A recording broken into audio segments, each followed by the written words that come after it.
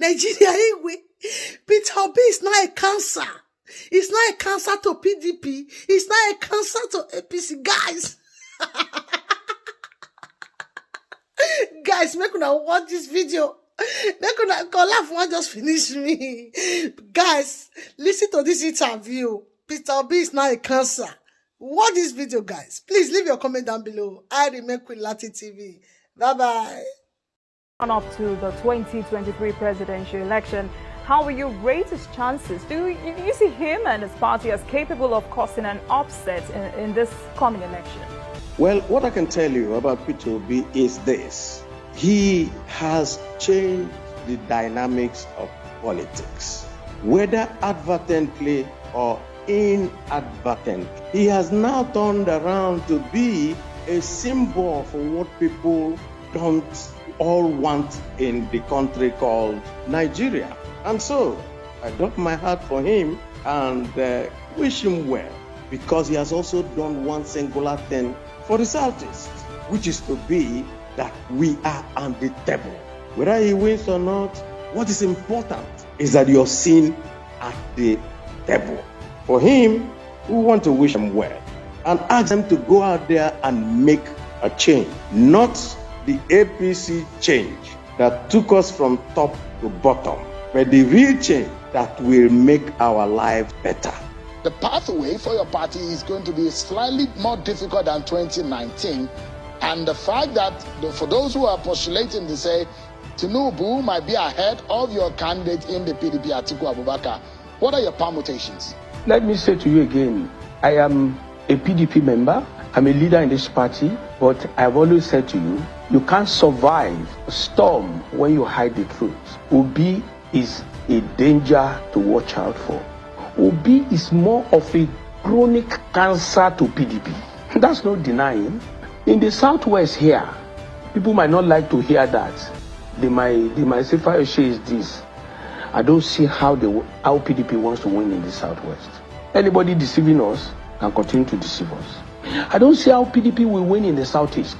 The South-South will be a combination of all interests. Let me now come back to the key states of the North. Without deceiving ourselves, there's so much work to be done in North Central. Both PDP and APC has picked no candidate either as president or vice president in Kaduna and so on and so forth. The Northeast is where you have the candidate of the APC and Yobe and Adamawa State for and so on. Or negotiating with Obi would be a good thing.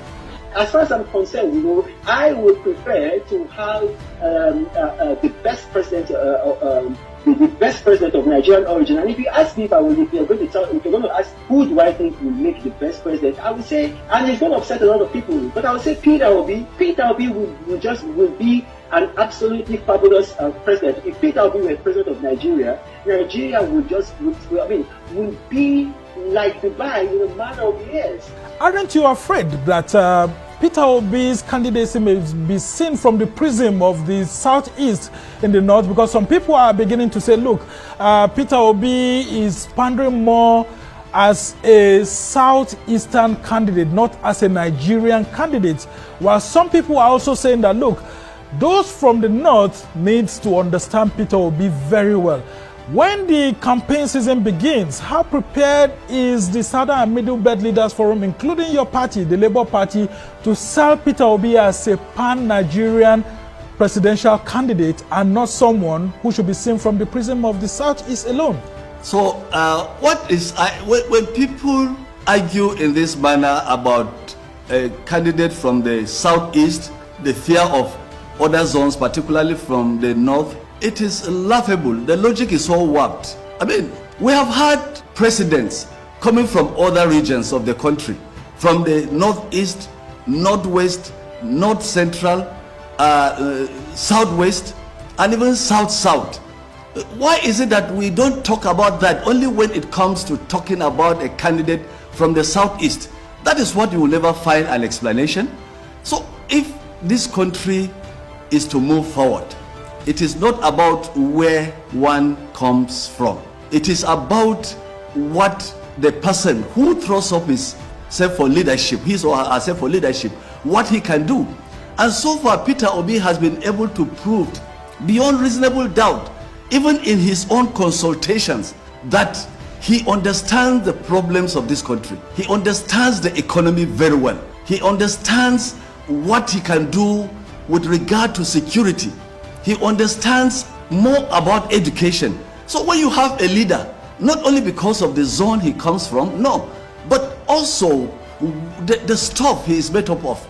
I mean, you cannot compare Peter Obi to others who have always paraded themselves and talk about the region they come from. Peter Obi is a pan-Nigerian.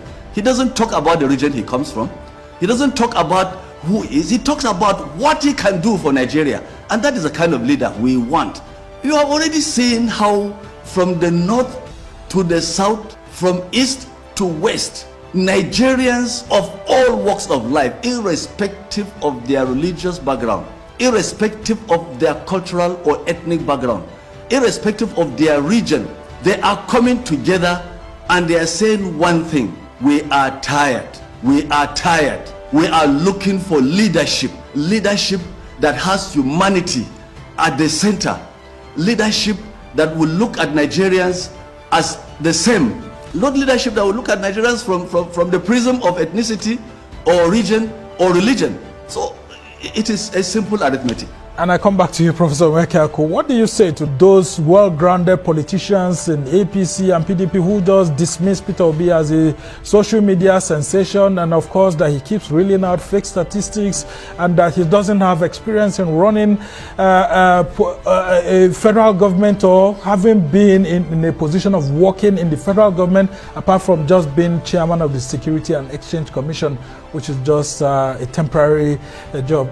What do you say to those kind of people who just dismiss him as someone who shouldn't be taken seriously by the regular politicians who have been in the system for years? Well, those people may have spoken out of ignorance. They do not know the man called Peter Obi, a former governor.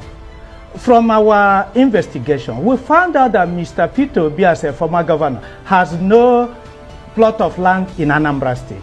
I don't know of any other former governor that doesn't have land in his place. We found out that Peter Obi doesn't enjoy gratuity, no pension. Now, when you say, sorry to just interject, if you say he has no land in given by Anambra State, given by I know his residence is based in Onitsha. No. Given by government. Okay. No So land allocation by government to Peter. This is our private investigation, and I want to be proved wrong. I know people are listening to us. We found out that Peter Obi has no official land plot allocated to him by Anambra State government. We found out that no pension, no gratuity. We know some former governors who are earning up to 300 million from their states. They are at the Senate. They are earning at the Senate. They are still earning at their state. Peter Obi. We also, part of restructuring we are talking of is to reduce the cost of governance. You see where politics has become the most thriving industry in Nigeria today, where chief executive has so many special this, special this, special this, special that, sometimes up to 100, one person. Peter Obi is not going to do that. He's going to cut the cost of governance. Yeah, I mean, I must state it clearly here that we can't start. This is not yet campaign season. We are not campaigning for him. That this is what he's going to do. Yeah, the issue of cost of governance is very high, and that's part of the reasons why you're considering him.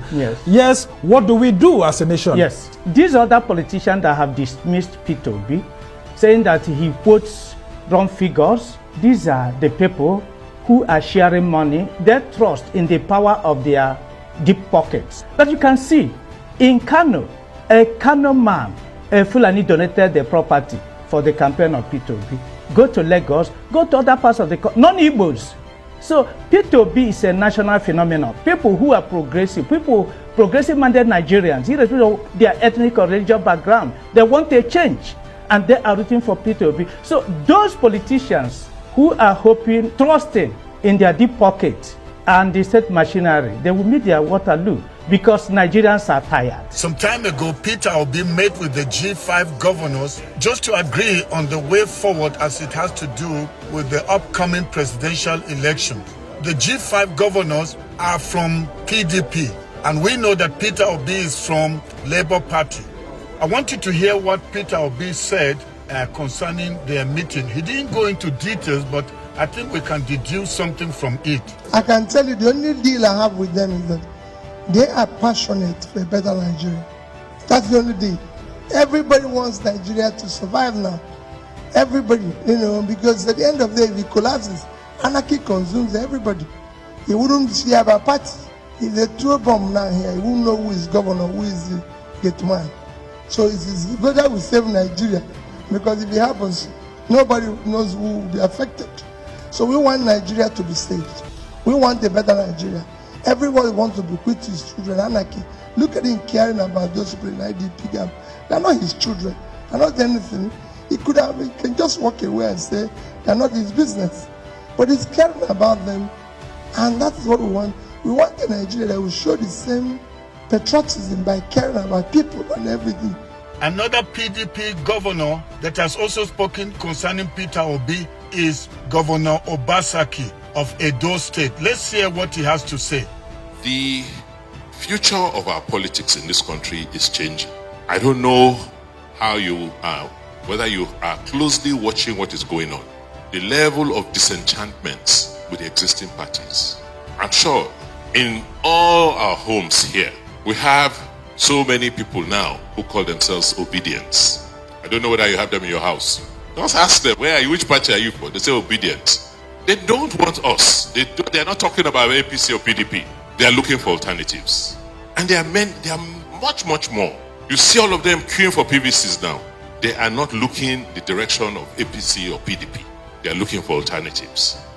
I know Anambra very well. When I met the governor who had just finished his tenure, I asked him, I said, my dear brother, I have been longing to thank you immensely. You did something remarkably well. God bless you. He said, my brother, what is that? I said, the international airport you built in Oka. I said, I am insanely happy. He said, oh my God, I'm happy hearing it from you. Then I added, I said, where did you get the money? He said, Biko, now my former colleague leave the money behind. I laughed at it. I said, he left his debt. Frankly speaking, he left money in foreign currency. It's the money I saw. I said, look, let me leave a legacy before we go. So, I'm not promising. I won't leave money. I'm owing them here. And I'll leave the money well. My people in Taraba State, you have heard him. It's left for us to decide.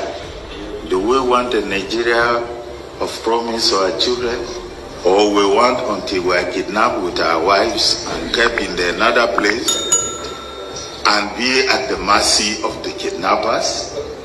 All this is left for us to tell ourselves.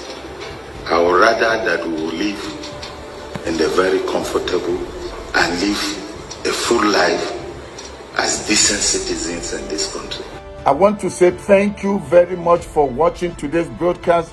I look forward to being with you again in my next broadcast. I'm telling you, as we get closer to the election, you will be hearing a lot from me. Sometimes I will not do a formal broadcast. I will just come online. Maybe I'm in the car, somewhere on the street. I will just go online, whatever I feel we need to hear so that we remain current.